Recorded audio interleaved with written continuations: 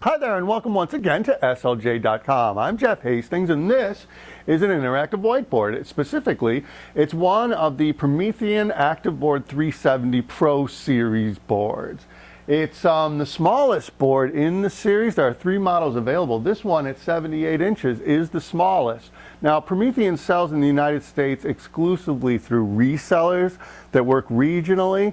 So pricing is going to vary with them, and it's going to vary based on quantities and packages that schools elect to purchase. But I can tell you that this board would retail for around $12.99 here in the United States. So what makes this the Promethean ActivBoard 370 Pro series? I'm glad you asked. The big distinction is there are built-in speakers on each side flanking the board itself. If you look on the side of this interactive whiteboard, you'll see audio controls. There's a little amp back here and plenty of jacks for jacking in external audio sources. And you know what I like about this board is that if you're connected via USB, which I suppose most people would be in a permanent installation, you already have audio feeding from the PC or Mac that you're connected to. That's really nice. Interactive Whiteboard 101 here. Basically, IWBs, interactive whiteboards, come in one of 2 flavors. You have resistive IWBs and you have electromagnetic IWBs. Resistive interactive whiteboards are the ones that have kind of a squishy membrane surface, and they register input from anything that comes into contact with the surface. So on a resistive interactive whiteboard, you could basically write with your finger if you wanted to and navigate around with your finger, which is kind of cool in a way. As you can see, it's not happening here. This is an electromagnetic whiteboard. It has a rigid surface. It's virtually identical to a standard whiteboard. And it only registers input from this special electromagnetic pen. It's a special pen, but A, it's not an expensive pen. You can get a replacement for around $25. And B, it brings some functions to the table. It has a right-hand mouse click emulation button there. So this does anything that a right-hand mouse click would do in a given situation. And it has hover functionality too. It can, let's say that you want to know what this top icon means in this particular toolbox. If you go to the icon with the pen and you don't make contact, you just hover over it, it'll pop up an explanatory box telling you what the icon does. In this case, it says switch profile. So what's good about resistive boards and what's good about electromagnetic boards? Well, some of the stuff is what I just mentioned. The functionality of the pen is nice. The other things are, for instance, you might say, well, it's kind of cool that you can write with your finger on the board. Well, it is, but consider this.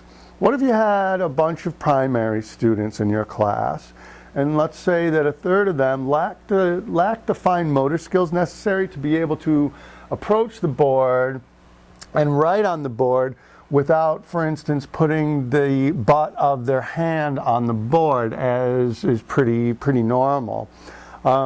That would be a problem with the resistive board in that it would leave a sort of digital smudge on the board as the student writes. With an electromagnetic board, that doesn't happen because the only thing that registers is the pen itself. So that's a little plus there. The other thing is that, and I'm just throwing this out here, the manufacturers of electromagnetic boards will probably tell you that the boards are slightly more durable than their resistive counterparts. I'm sure that the manufacturers of resistive boards would refute that, but, well, there you have it. Glad or sad? I like it. And what it is, what you're seeing behind me, is what Promethean calls a flip chart, which is their name for presentations created using their software suite, which is called ActivInspire Studio. ActivInspire Studio is simply awesome IWB software, probably the best I've ever seen. There's a zillion creation tools in it. There are tons of templates arranged by discipline, so you can pull up, for example, backgrounds related to the material you teach, and you can teach live over those. There are templates for creating things like interactive quizzes and polls. There are tools for embedding media. It's got everything. It's way too feature-rich to even try to profile here.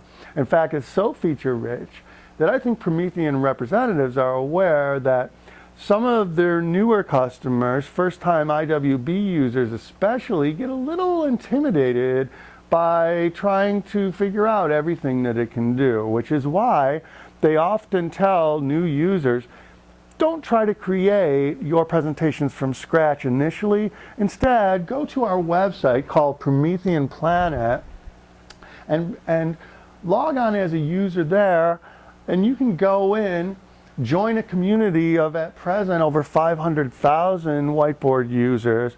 Search through some of the content that they've already created, and chances are you're going to find something related to your subject matter that you can download and maybe use wholesale, or download and tweak to your specifications. And at present, there's over 17,000 flip charts, lesson plans, and videos and images on the site, all good material that you can use for teaching with your whiteboard. Promethean Planet. Oh, by the way, before I go, you don't have to currently own a Promethean interactive whiteboard to be a Promethean Planet member. You can go up, register, get an account, and look around on that site. Look through flip charts. You can download some software. It's a little limited in its function, but it lets you preview some of the teaching material that's on the site. So consider doing that, as I have done. My name is Jeff Hastings. I thank you for visiting me this month, and I hope to see you again next month right here on SLJ.com.